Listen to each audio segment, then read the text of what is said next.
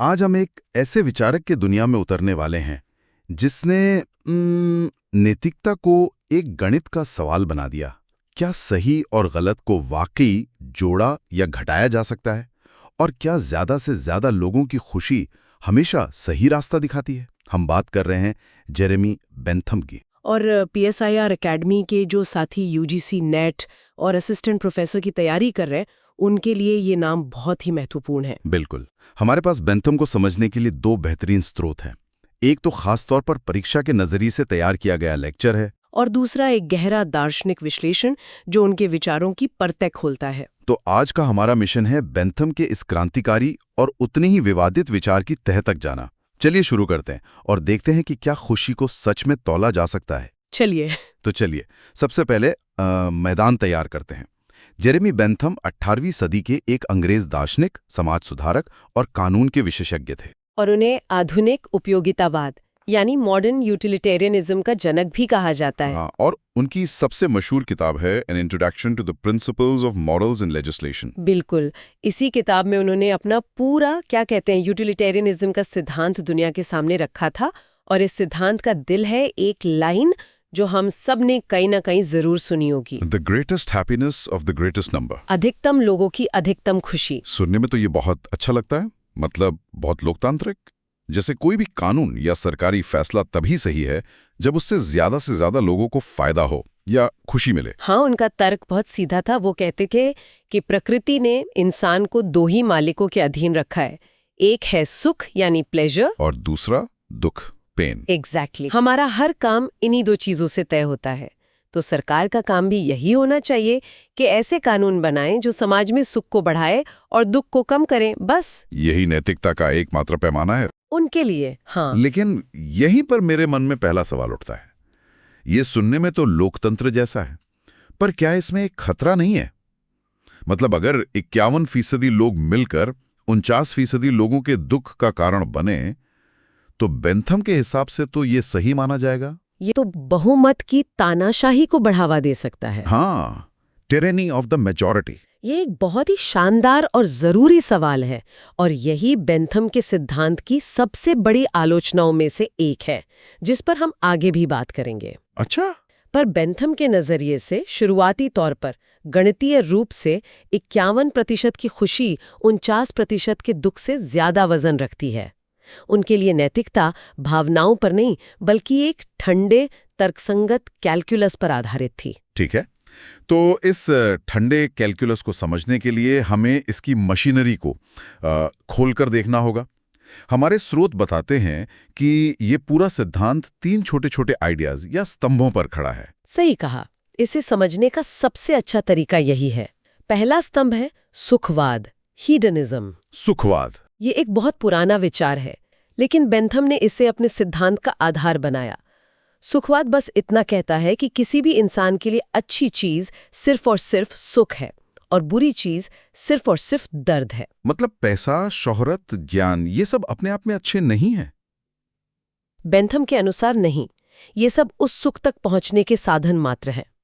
अच्छा। आपको पैसा इसलिए नहीं चाहिए कि कागज के नोट अच्छे लगते हैं, वो इसलिए चाहिए क्योंकि उससे आप वो चीजें खरीद सकते हैं जो आपको खुशी देती हैं। असली मंजिल, अंतिम लक्ष्य हमेशा सुख ही है। तो जैसे किसी को स्पोर्ट्स कार चलाने में मजा आता है, तो वो मजा या सुख ही असली गुड है, कार नहीं। बिल्कुल, कार तो बस एक जरिया है। ठीक है, तो पहला स्तंभ यह है कि खुशी ही असली गोल्ड मेडल है।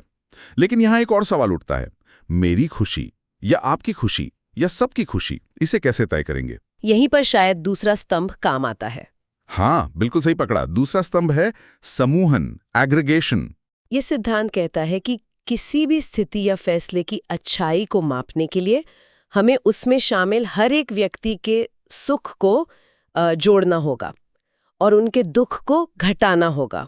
और अंत में जिस स्थिति का टोटल स्कोर सबसे ज्यादा होगा वही सबसे अच्छी और नैतिक रूप से सही स्थिति मानी जाएगी। ये तो एक तरह से किसी फिल्म की ऑनलाइन रेटिंग जैसा हो गया। हाँ, 1000 लोगों ने 5 स्टार दिए और 500 लोगों ने 1 स्टार, तो ओवरऑल रेटिंग अच्छी मानी जाएगी। बेंथम समाज के हर फैसले को ऐसे ही रेट करना चाहते थे। बहुत अच्छा उदाहरण है ये। और इसमें एक बहुत जरूरी बात यह है कि हर व्यक्ति की खुशी को बराबर का महत्व दिया जाता है। अच्छा। हाँ, राजा की खुशी और एक आम नागरिक की खुशी दोनों का वजन बराबर है। ये अपने समय के लिए एक बहुत ही क्रांतिकारी विचार था। ठीक है, तो पहला सुख ही मंजिल है, दूसरा सबकी खुशी को जोड़कर टोटल स्कोर निकालना है। अब तीसरा स्तंभ क्या है जो इन सबको एक साथ बांधता है? तीसरा और सबसे जरूरी स्तंभ है परिणामवाद, कॉन्सिक्वेंशियलिज्म। परिणामवाद ये कहता है कि कोई भी काम सही है या गलत, ये उसकी नीयत से नहीं बल्कि सिर्फ और सिर्फ उसके परिणाम से तय होता है। मतलब नीयत कितनी भी अच्छी हो। हाँ, अगर आपके काम का नतीजा बुरा निकलता है और लोगों को दुख होता है तो बेंथम के अनुसार आपका काम नैतिक रूप से गलत है। जिस काम का परिणाम सबसे ज्यादा सुख पैदा करे वही सबसे सही काम है। तो अगर मैं सही समझ रहा हूं, उपयोगितावाद एक परिणामवादी सिद्धांत है। हाँ, जिसमें सबसे अच्छा परिणाम वो है जिसका समूहन स्कोर सबसे ज्यादा हो। बिल्कुल। और ये स्कोर सुख और दर्द पर आधारित है। ये तो वाकई में नैतिकता का एक पूरा गणितीय फॉर्मूला बन गया। आपने बिल्कुल सही सार निकाला है। यही बेंथम का पूरा ढांचा है। अच्छा, तो यहाँ तक तो सिद्धांत की बात हुई, पर मुझे जो बात सबसे कमाल की लगती है वो ये है कि बेंथम सिर्फ विचारक नहीं थे, वो एक तरह के इंजीनियर भी थे। हाँ, उन्होंने इस सिद्धांत को लागू करने के लिए बाकायदा एक फॉर्मूला बना दिया था। वही फिलोसॉफिक कैलकुलस। जी, फिलोसॉफिक कैलकुलस। सुनने में तो बड़ा जटिल लगता है, पर असल में ये 7 पैमानों की एक चेकलिस्ट थी। किसी भी काम से मिलने वाले सुख को वो इन पैमानों पर तौलते थे। 7 पैमाने, जैसे कि? जैसे वो सुख कितना तीव्र है, इंटेंस, कितनी देर तक टिकेगा, ड्यूरेशन, क्या उसका मिलना पक्का है, सर्टेन। अच्छा, वो कितनी जल्दी मिलेगा, प्रोपिनक्विटी, क्या उस सुख से भविष्य में और सुख मिलने की संभावना है, फिकंडिटी। हाँ, क्या उस सुख के साथ कोई दुख तो नहीं जुड़ा, प्योरिटी, और आखिर में वो सुख कितने लोगों को प्रभावित करेगा, एक्सटेंट। सोचिए, वो हर कानून को पास करने से पहले इस गणितीय तराजू पर तौलना चाहते थे। अविश्वसनीय है। मतलब वो वाकई हर चीज पर एक नंबर लगाना चाहते थे। लेकिन अब आते हैं एक ऐसे मुद्दे पर जो राजनीति विज्ञान के छात्रों के लिए बहुत जरूरी है। प्राकृतिक अधिकार, नेचुरल राइट्स। हाँ, बेंथम एक उदारवादी विचारक थे, फिर भी वो जॉन लॉक जैसे विचारकों से इस मुद्दे पर बिल्कुल सहमत नहीं थे। बिल्कुल नहीं थे। और ये परीक्षा के लिए एक बेहद जरूरी बिंदु है। जॉन लॉक मानते थे कि जीवन, स्वतंत्रता और संपत्ति जैसे अधिकार हमें प्रकृति से मिले हैं, राज्य के बनने से पहले से। हाँ, लेकिन बेंथम इस विचार का मजाक उड़ाते थे। उन्होंने प्राकृतिक अधिकारों को अराजकतापूर्ण भ्रम कहा, एनार्किकल फैलेसीज, और ऊंची उड़ान वाली बकवास भी तो कहा था। Nonsense on stilts. हाँ, ऊंची उड़ान वाली बकवास। ऐसा क्यों?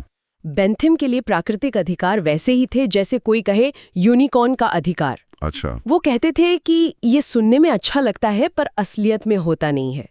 उनके अनुसार अधिकार प्रकृति से नहीं मिलते, अधिकार सिर्फ और सिर्फ राज्य और उसके बनाए कानून देते हैं। तो मतलब अधिकार वही है जो आपका कानून आपको कागज पर लिख कर देता है, और जिसे लागू करवाया जा सकता है।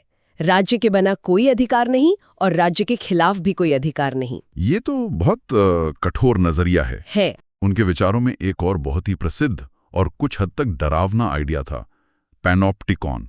पैनोप्टिकॉन ये क्या बला थी? पैनोप्टिकॉन जेल का एक क्रांतिकारी डिजाइन था।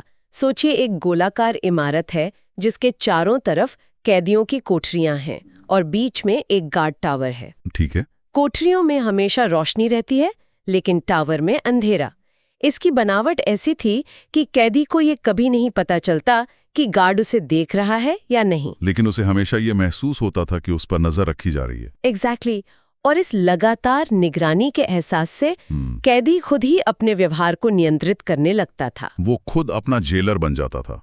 ये अनुशासन पैदा करने का एक बहुत ही कुशल और मनोवैज्ञानिक तरीका था। बाद में 20वीं सदी के विचारक माइकल फूको ने इसी पैनोप्टिकॉन के आइडिया का इस्तेमाल किया था ना? हाँ, ये समझाने के लिए कि आधुनिक समाज में शक्ति कैसे काम करती है, पावर। आज के दौर में तो पैनोप्टिकॉन का विचार और भी ज्यादा प्रासंगिक हो गया है। सीसीटीवी कैमरे, सोशल मीडिया पर हमारी एक्टिविटी की ट्रैकिंग, ये सब एक तरह के डिजिटल पैनोप्टिकॉन ही तो हैं। हाँ, हम हमेशा इस एहसास में जीते हैं कि हमें देखा जा रहा है और हम अपना व्यवहार खुद ही नियंत्रित करने लगते हैं। बेंथम ने इसे जेल के लिए सोचा था, पर आज ये पूरे समाज पर लागू होता दिख रहा है। बिल्कुल सही कनेक्शन है। ये दिखाता है कि बेंथम के विचार कितने दूरगामी थे। एक और विचार है जिसे हम अक्सर J.S. मिल से जोड़ते हैं, स्वसंबंधी और अन्य संबंधी कार्य, self regarding and other regarding actions. लेकिन हमारे स्रोत कहते हैं कि इसकी जड़ें भी बेंथम में हैं। हाँ, और ये बात बहुतों को हैरान करती है। हम सब हार्म प्रिंसिपल को मिल से जोड़ते हैं, लेकिन इसकी नींव असल में बेंथम ने रखी थी। उन्होंने ही सुख और दर्द को इन 2 श्रेणियों में बांटा था। J.S. मिल ने इसी विचार को बेंथम से उधार लिया और उसे अपनी स्वतंत्रता की थ्योरी में विस्तार दिया। तो ये दिखाता है कि मिल, जो बेंथम के सबसे बड़े आलोचक भी थे, वो उनके विचारों को पूरी तरह खारिज नहीं कर रहे थे। नहीं, बल्कि उनमें सुधार कर रहे थे। वो एक तरह से कह रहे थे कि बुनियादी आइडिया तो ठीक है, पर इसमें गहराई और नैतिकता की कमी है। तो अब आलोचनाओं पर आते हैं। बेंथम के विचार जितने क्रांतिकारी थे, उतने ही विवादास्पद भी। और सबसे तीखी आलोचना उनके अपने ही शिष्य J.S. मिल ने की। मिल की आलोचना सबसे प्रसिद्ध और गहरी है। मिल का कहना था कि बेंथम की सबसे बड़ी गलती ये थी कि उन्होंने सिर्फ सुख की मात्रा पर ध्यान दिया, क्वांटिटी, उसकी गुणवत्ता पर नहीं, क्वालिटी पर नहीं। हाँ, बेंथम के लिए अगर 2 कामों से बराबर मात्रा में सुख मिलता है तो दोनों नैतिक रूप से बराबर हैं, चाहे एक काम कोई महान कविता पढ़ना हो और दूसरा कोई बचकाना खेल खेलना। और मिल इससे सहमत नहीं थे। बिल्कुल नहीं। मिल का वो प्रसिद्ध कथन है, एक असंतुष्ट सुकरात होना एक संतुष्ट सुअर होने से बेहतर है। It is better to be a human being dissatisfied than a pig satisfied. हाँ, उनका मानना था कि कुछ सुख, जैसे कि बौद्धिक और भावनात्मक सुख, शारीरिक सुखों से स्वाभाविक रूप से बेहतर होते हैं। इसे किसी उदाहरण से समझा सकती हैं? जरूर। बच्चों की शिक्षा का उदाहरण लेते हैं। ज्यादातर बच्चों को स्कूल जाने से ज्यादा खेलने कूदने में खुशी मिलती है। हाँ, ये तो है। अगर हम बेंथम का फेलिसिफिक कैलकुलस लगाएं तो खेलने में सुख ज्यादा तीव्र है, निश्चित है और तत्काल है, तो उस हिसाब से तो बच्चों को स्कूल नहीं भेजना चाहिए, क्योंकि इससे उन्हें तात्कालिक दुख होता है। सही। लेकिन ये तो बेतुका लगता है। बिल्कुल। यहीं पर मिल आते हैं। मिल कहते हैं कि शिक्षा से मिलने वाला सुख उच्च गुणवत्ता का है। ये इंसान की जिंदगी को बेहतर बनाता है, उसकी क्षमताओं को विकसित करता है, भले ही उससे मिलने वाला सुख तत्काल न हो।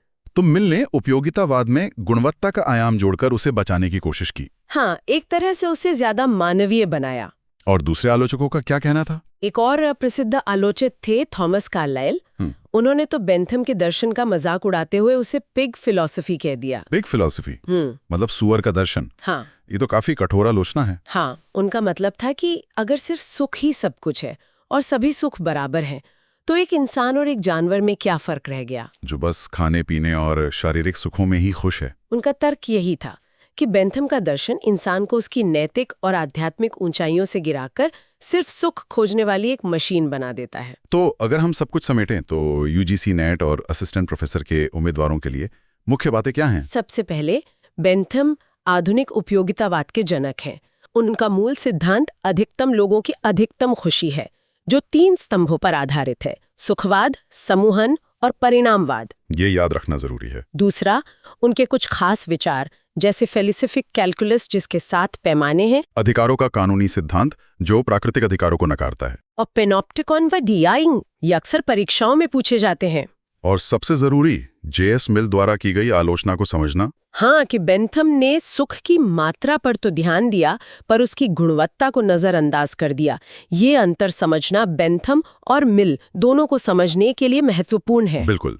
तो बेंथम ने नैतिकता को एक विज्ञान बनाने की कोशिश की, एक ऐसा पैमाना जो हर किसी पर हर जगह लागू हो सके।